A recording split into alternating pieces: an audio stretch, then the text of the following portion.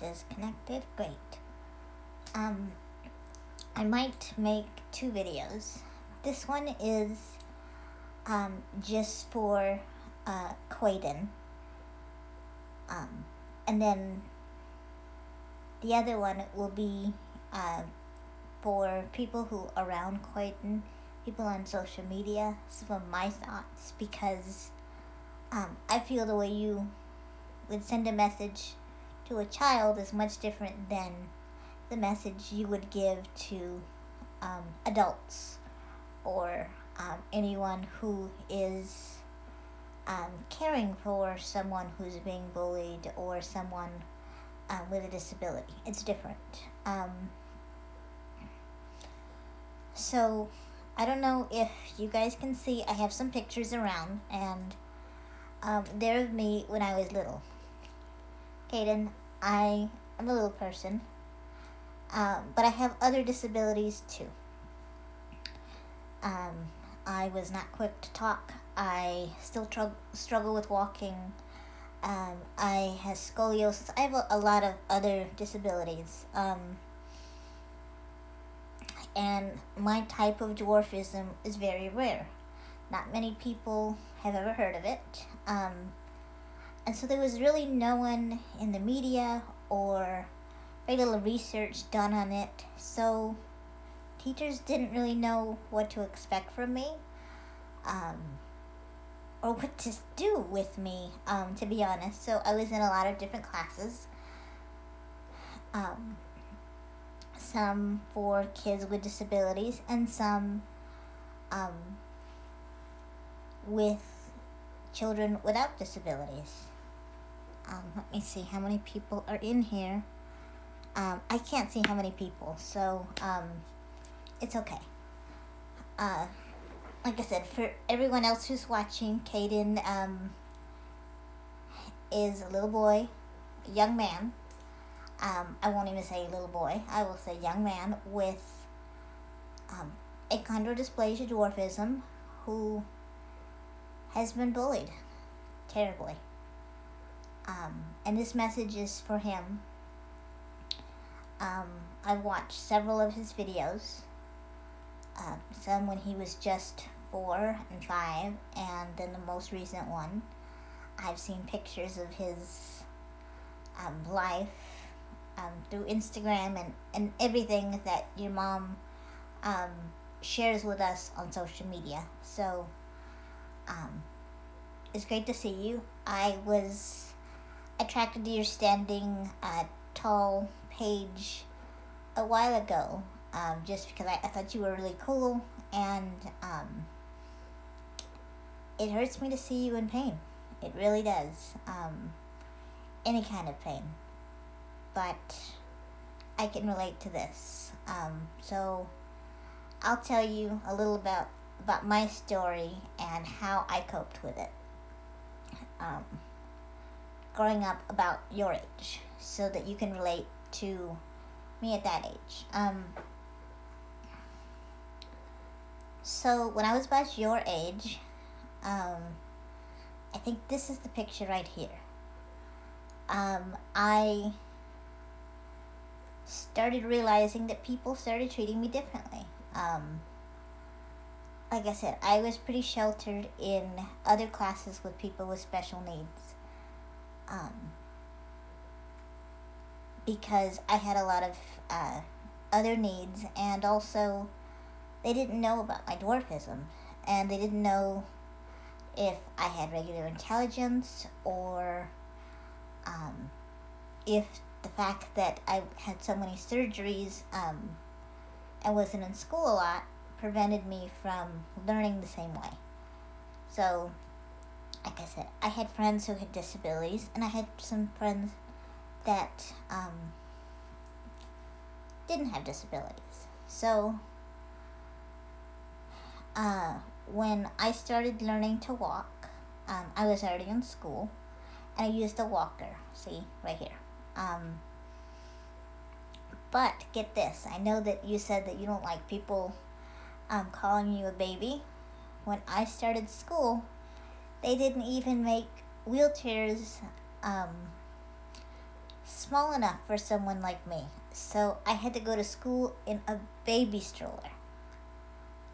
Yes, talk about not wanting to be called a baby. It was really hard because people didn't understand. And when you see a baby stroller, you think there's a baby in it. And with my high voice, sometimes people didn't understand me. And so they always wanted to pat my head and talk to me like a baby. And I wasn't a child. I wasn't a baby. I mean, I was a kid, but I wasn't a baby. So it was really hard. And so, as clear as I could, I would try, when I could, say very nicely, because I was always taught, especially with adults, to be nice. And so I would say, well, I'm sorry to tell you that, but I'm not a baby. I'm 6 or 7 or 8 or 9. I didn't really talk well. I had a lot of other issues too, but I would try and say that I wasn't. Sometimes they would believe me, and sometimes I didn't. They didn't, because I also didn't have a lot of hair. I have it long now, so it covers it, but you'll see in some of these pictures, I never grew hair like I was supposed to. So, many people thought I was even more of a baby because that's the way I looked.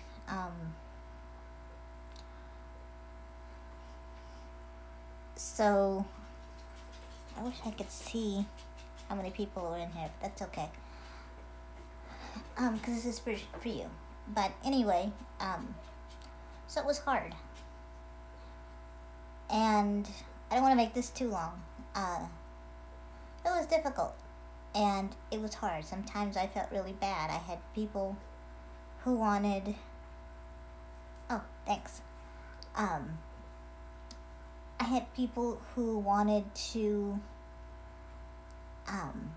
pick me up, and people who wanted to just treat me like a child, like a baby, and it wasn't cool. Even now that I'm an adult, some people still want to treat me like a child or think that I'm much younger than I am. So let me tell you, I'm saying hello to some of the people that are watching. I did this. I'm doing this live because when I did it just on camera privately, it was harder. So anyway, so it was difficult, like I said.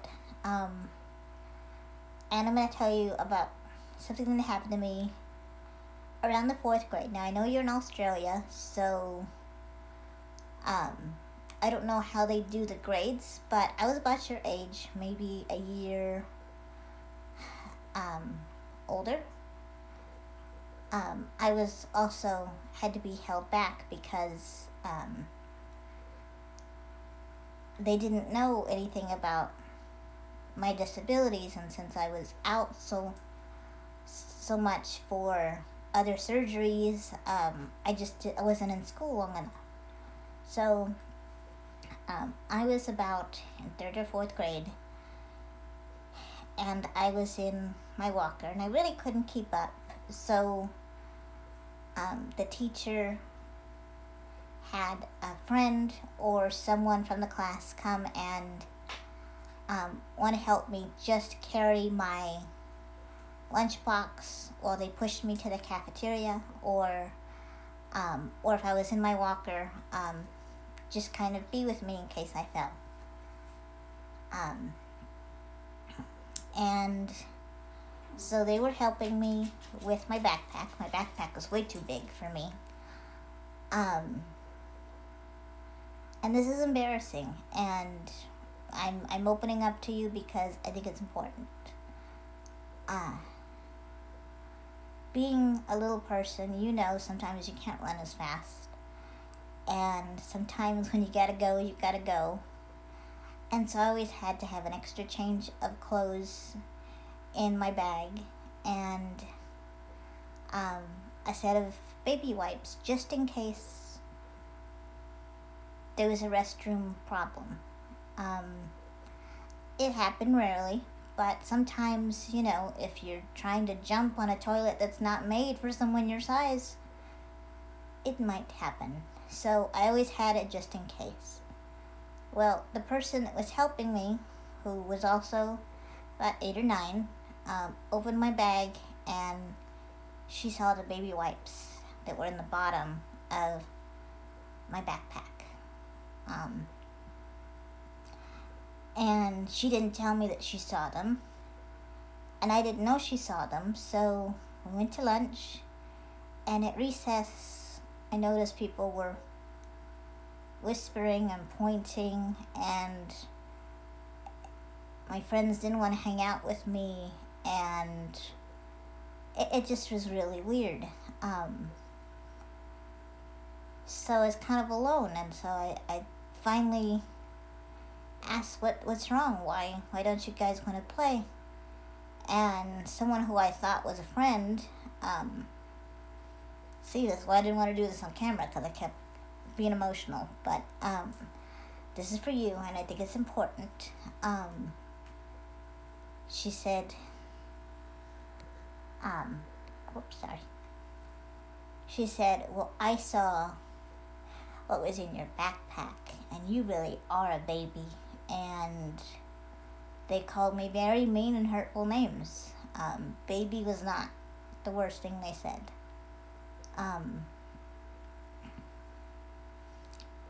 They,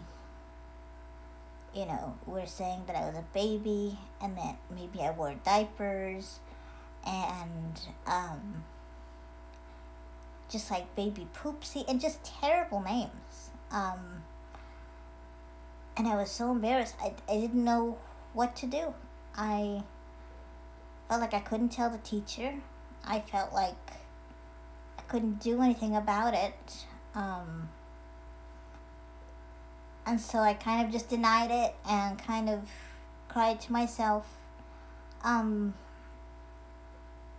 the slide. And I kind of brushed it off, thinking tomorrow would be a better day, which was always something I was taught, tomorrow would be better. And I felt like you did. I felt like no one understood. I felt alone. I felt like I was never going to have friends. I felt everything you're feeling now. Even to the point where I can't repeat some of the things you said on your video, because it's still hard. I still feel that way sometimes. And there's the key, and I'll get to that in a minute. So the next day, I had kind of brushed it off, and nobody had mentioned it again, other than maybe a few little girls who I thought were my friends, but they weren't, because real friends don't do that to you. And so I kind of just brushed it off and tried to do my work, and until lunch, when someone had gone back into my backpack, had taken the diaper wipes and filled my lunchbox with that, and put in a baby bottle full of milk instead of my juicer. It's one of those Kool-Aid ones. Have you ever had those? Those are good. Again, I'm trying to relate to things on your level. And I took it out, and all my lunch smelled like baby powder and baby stuff because of the wipes. And I took that milk that was on the table, and everyone saw, and I was in the stroller, and I was just couldn't even get my words out. I was just so upset. and the whole table started giggling. I didn't know what to do at first, until I remembered a cartoon that I used to watch called Roger Rabbit. I don't know if you ever saw that, but I remember Roger Rabbit, and one of his catchphrases was, "Make them laugh. They'll do anything for you if you just make them laugh." I didn't want them to laugh at me, so I wanted them to laugh with me. So I had to think quick. So I took the baby bottle and I said, "No, I'm not a baby. I'm a cow. Moo." And I took the bottle and I started to squeeze it, and the milk fell on to the table, and I cleaned it up with the wipes. Everybody started giggling, saying, "Moo, moo." And they weren't laughing at me. They were laughing with me at the joke that I had made. Because I had taken something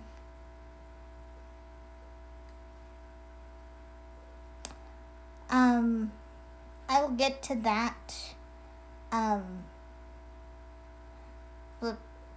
fluffer, because this is just for him and anyone dealing with bullying.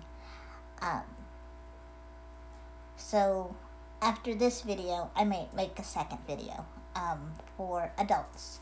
So anyway, so they started to laugh, and suddenly I was funny. I was laughing. I turned something that was really, really hard for me and made it funny. And so some of my friends started calling me Tinycomedian. And that's where my handle comes from. Because it was no longer, people were no longer laughing at me. They were laughing with me. So it was different. So I always tried to flip the script. And I know you're very smart. And I'm sure you can think of some funny jokes. Or you can message me and ask me. And I want to say that it's going to get better. But I'm going to tell you the truth. Because I don't believe in lying to kids. It's going to be hard. You're going to get your heart broken a lot. With girls, with boys, with people you trust, people you don't trust. Strangers might laugh, they might point, pat you on the head, and they're always going to stare.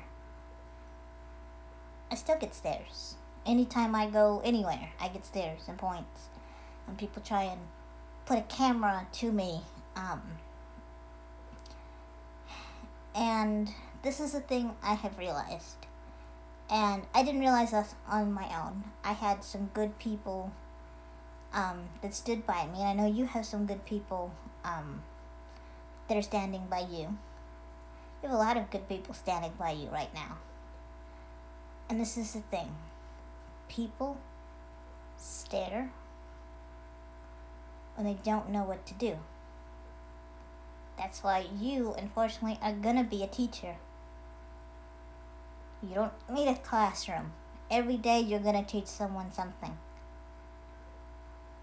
People look to leaders. You are going to be a natural leader. And right now, you have everyone's attention. Whether it's good, whether it's bad, you are going to teach someone something.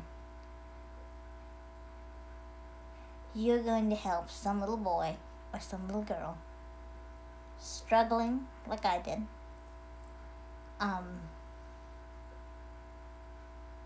And say, you know what? If he can do it, I can do it. you're going to show someone that it's not all bad. It's not all good. But it's not all bad. And if you are talking about killing yourself, you'll never get to experience the good. And as no matter how bad you're feeling, that just means you've experienced enough good to know what bad is. So I hope this experience has helped you, or this little pep talk has helped you. Even when I was in high school and in college, things didn't get better. I didn't have,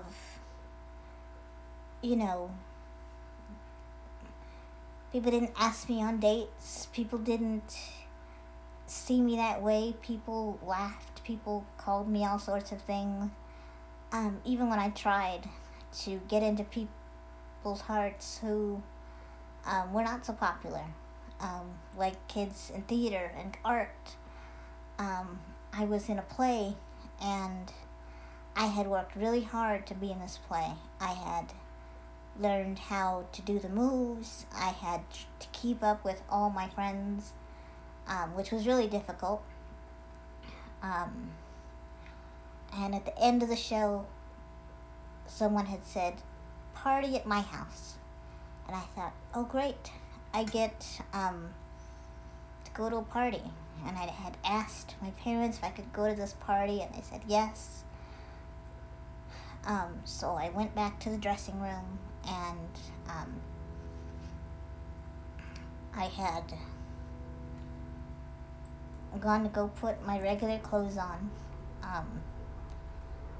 and someone knocks on the door.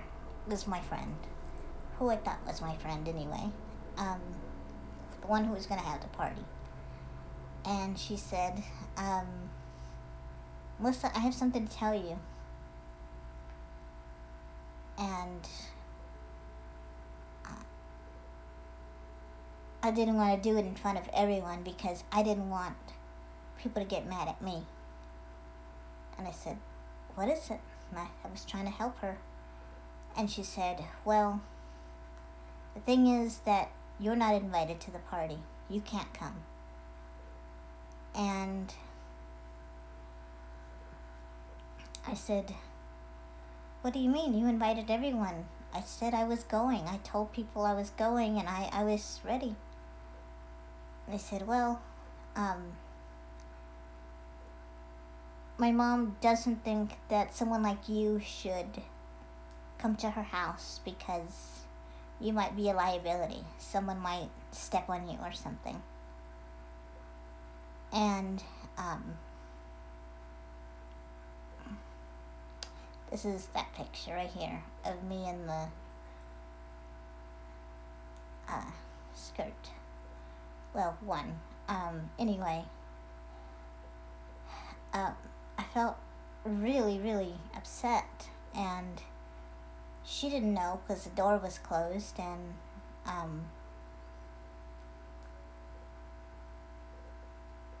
I cried. She left, and I started crying, and I looked up, and I saw my body that looked so different from everybody's, and it had scars from surgeries and other things, and I had deformities in my back, and I was so small and scrawny, and my hair didn't feel like it was pretty enough, and I didn't feel enough. And I cried, and I thought, you know what? I can't do anything. And I cried, and I felt like you wanted to. I felt like I just didn't want to exist anymore. I wanted to disappear. But I didn't. Because, you know what? Late at night, that person's not going to be thinking about me. Your bullies are not going to spend the rest of their evening thinking about you. So why should I spend my night or my morning or my day worrying about what they're gonna say next. And there's always gonna be someone. But you know what? You've seen that there's also a lot of other good people. So, keep your head up. And I think you're going to be an awesome young man. I think you're going to be okay. So,